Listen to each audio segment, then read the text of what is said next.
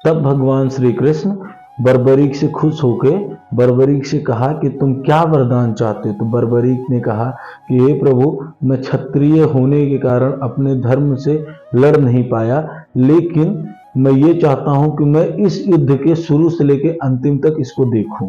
भगवान श्री कृष्ण ने उनके शीश को उठा के चूड़धार पर्वत पे ले जाके रख दिया। बर्बरीक ही इकलौते ऐसे थे जिन्होंने महाभारत को शुरू से लेके अंतिम तक देखा था। महाभारत का युद्ध खत्म होता है, अर्जुन पांडव जीत जाते हैं। उसके बाद से पांडवों में यह बहस छिड़ती है कि युद्ध मैंने जिताया, उनके अंदर अहंकार आ जाता है।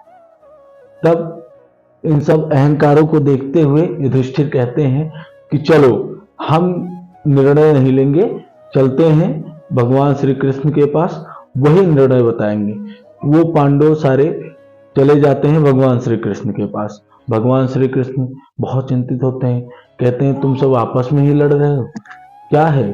भगवान श्री कृष्ण कहते हैं कि मैं तो तुम्हारा सारथी था, तो मुझे नहीं पता कि किसने युद्ध जीता है, किसकी वजह से जीता है।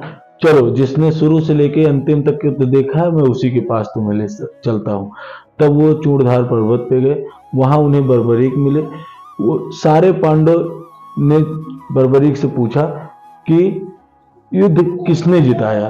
बर्बरीक ने कहा कि तुम लोग किस बात का अहंकार कर रहे हो, लड़ जो रहा था वो भी भगवान श्री कृष्ण लड़ रहे थे, जो हार रहा था वो भी कृष्ण हार रहे थे, जो मर रहा था वो भी कृष्ण मर रहे थे, जो जीत रहा था वो भी कृष्ण मर रहे थे।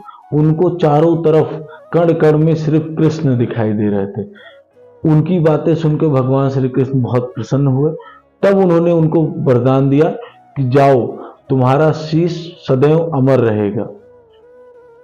कलयुग में तुम कलयुग के राजा कहलाओगे।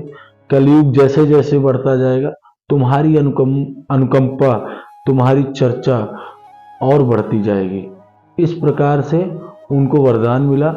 और आज देखिए, जहां खाटू श्याम पिछले 10-20 साल पहले 10,000 5,000 लोग पहुंचते थे, आज लाखों की भीड़ लगती है।